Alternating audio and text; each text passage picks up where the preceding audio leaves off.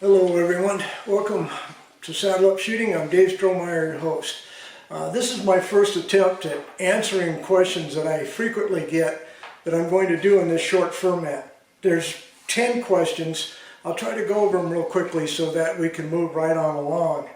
Okay, number one, what is your favorite cartridge? I think what that person meant was caliber cartridge combination. And that's got a real simple answer. It's to be matched to whatever type of game that I'm going to be hunting. Large for large, medium for medium, small for small. It's that simple. And then it goes to the type of bullet that I'm going to be using. Most of these channels on YouTube leave out one of the most important ballistics aspect of shooting. We see a lot of people just buy factory ammunition, make great demonstrations on the rifle and the ammunition compatibility and how good it is for shooting on the target. For me specifically, it's not only those two things, how good it is for shooting on the target, but the terminal performance on the animal. That's what we're after. We're all after one-shot kills, but we know that not often does that always happen. The animal generally runs off, especially if you're doing a heart-lung type of situation. The type of bullet that you have might go in a little bit of ways and fragment because of excess velocity or just bullet construction, or it might be so hard it just pokes through like an arrow would. So, and what is my favorite is basically whatever I'm shooting at the time. I like them all. Okay, question number two. Why did I start hand loading? Well, that's a real simple answer. Again, number one, I started back probably 25 years ago due to cost. You know, back then reloading components were pretty inexpensive, and I had a couple of friends or mentors, if you will, who were hand loading, and they kind of prompted me into getting started hand loading, and I could use them as a resource for any time that I ran into problems. And I just started out with basic unit. You know, single press, I still have it, I still use it. Single station press, Lee dies. I am a fan of Lee type of products because there's no muss, no fuss, no guessing. There's no, you know, when you come to the dead stop on your shell holder, it's a dead stop. It will not go any further, no matter how far you adjust down your dies. Okay. And basically to improve upon the learning curve of all of the ballistic aspects that I was just leaving out. I was just going out and shooting for accuracy on paper and calling it good, and then taking that rifle out and hunting, and I really didn't know anything about, you know, distance, drops, wind drift. No, I didn't know any of that kind of stuff, and quite frankly, without a chronograph, I didn't even know the speed. I just trusted whatever was on the box, and if their marketing was real good and had a picture of the game I was after on the box, most people can relate to the old core lock bullets. You know, they would have a picture of the animal, and same with Winchester. They would have a picture of the animal, and that kind of prompted you to use those type of factory ammunition. And I wanted to first try to duplicate that effort to save money, to save cost. And then I found out that you can actually tailor it to the specific usage that you're after. Okay, three, what type of sling do I use? Well, I'm pretty cheap, guys.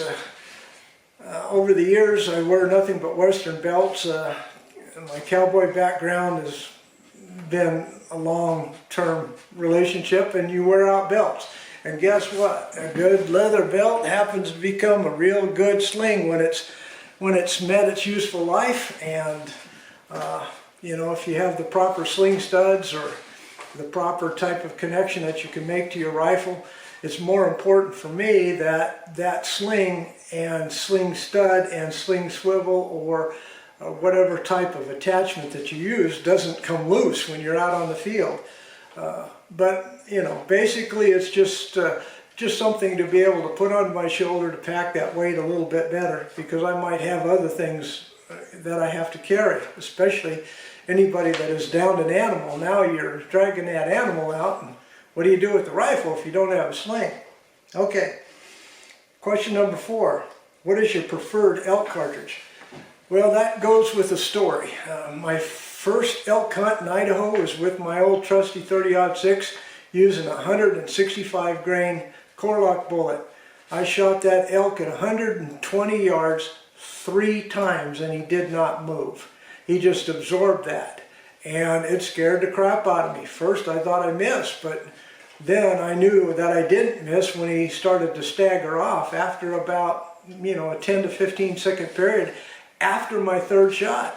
And my magazine capacity at that time was only the 3 shots, so I was really nervous. So I immediately got my first 300 Magnum, and that was a 300 H&H Magnum, which has never failed me. And then I transitioned that to a Browning BAR and 300 Winchester Magnum, just simply for fast follow-up shots in tough timber situations. Not open hillsides, open timber, or heavy timber situation with deadfalls. An animal can appear like a ghost and disappear that quick. And sometimes a second follow-up or even a 3rd follow-up shot becomes necessary. The type of shooting that I did is shoot till the animal goes down. I mean, you might only have that one hunt all year long, and you want to make that harvest. And if it does not go down, then I was of the attitude to continue to shoot until it goes down. Now, I've learned shot placement and all that kind of stuff years on, but elk are extremely tough animals. Okay, what is my preferred mule deer cartridge? Well, that's real simple. It's the 25-06 Remington. It is fast and flat shooting and takes away a lot of human error because of that fast and flat. It gets there quick, and because of that velocity with the lighter bullet, the 110 grain bullet happens to be my favorite. That has as much knockdown power as the 270 Winchester. Look it up if you don't believe me. Just go ahead and run the ballistics on a calculator and factor those speeds in there, and you'll see that out to 300-400 yards, the energy is pretty close. And there's a lot less kick on a 25-06 as well. Okay, why do you always put an emphasis on speed?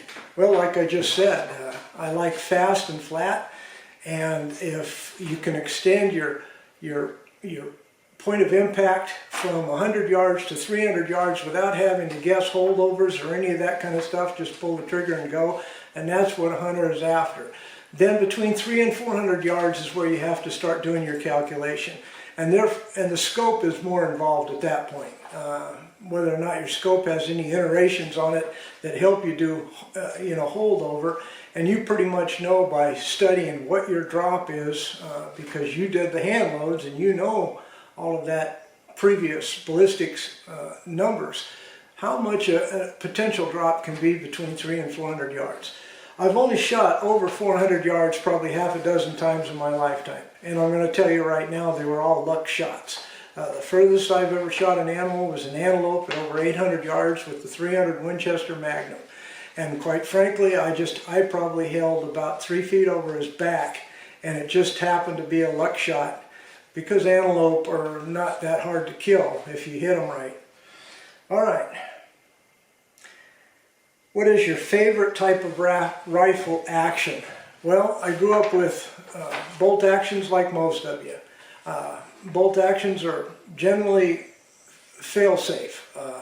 The only thing you have to really worry about that is whether or not the firing pin can get clogged up and freeze up in cold weather temperatures. But other than that, they're just bomb-proof. And a lot of people recommend them because of that simplicity and the fact that you can manipulate that function. But I have become a big fan lately of the semi-autos and the AR platforms. I've learned a lot. And for varmint hunting anyway, that fast follow-up shot without having to come off the scope is absolutely fun and enjoyable. Plus the learning curve that I had to do in order to find out what what makes it work, what makes it tick, what makes it work better. These are exciting things to me, as opposed to a bolt action where, you know, all you really do is work on load workup. As far as pumps and lever actions are concerned, I don't own any pumps anymore. I don't own any lever actions anymore. It's either a bolt action or semi-auto. Okay, when are you going to get a Garmin chronograph? All right, that's probably the most often asked question, because the second part of that question is, why do you test with a magneto speed knowing that it will affect accuracy?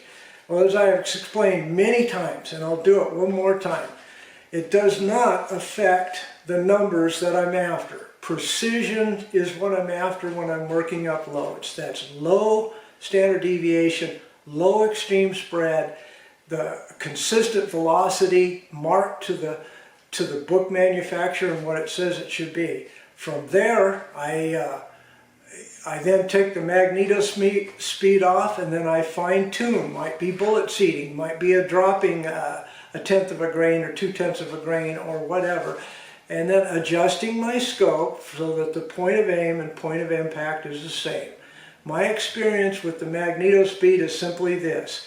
Yes, when I shoot, the magneto speed does affect harmonics in terms of dropping your shots a little bit lower, but it does not affect group size. At least that's my experience. Yours may be different. When am I going to get a Garmin? Real simple. When the price comes down. It's that simple. Or when there's more competition. And lately, I guess Athlon has a new one that just came out that's $150 cheaper, and I may look into that. But the magneto speed is bomb-proof. It goes wherever the barrel goes. I don't have to worry about aiming. I don't have to worry about setting up a separate type of situation. It goes on the barrel.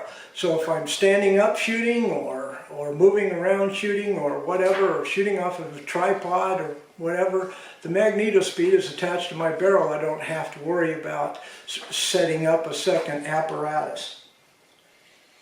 Number 10, wood or composite material. Well, I grew up with wood. Wood is still my favorite. It's pretty, especially if the degree of the stock has a tremendous amount of figure in it, and maybe a gloss finish that really brings out that figure, either the stripes or the striations or the wood grain or whatever. I like that. If it has ivory inlays or skip line checkering for your spacing, a medallion on your pistol grip, ebony tip on your forend, I still love those. However, I've never owned a plastic or a composite type of stock. I don't like them. They feel tinny. But I have gone to the new composite material as far as aluminum is concerned. And some of you have seen that in my previous videos where I use chassis systems now. I've become a real advocate of the chassis system because my accuracy and your accuracy would improve dramatically. You don't have to worry about weather conditions, any of that kind of stuff that might warp wood or affect any of that. It's just solid and rigid, and now customizable for your comb height and your length of pull. The only downside is they're a little bit heavy, but like one guy said, he says, heck, just go to the gym, work out, get stronger.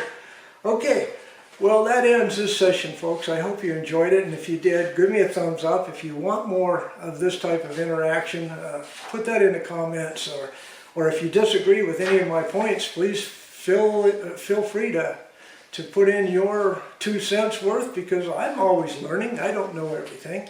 But no matter what, folks, give me a thumbs up. Don't forget to subscribe. See you next time. God bless y'all. Goodbye.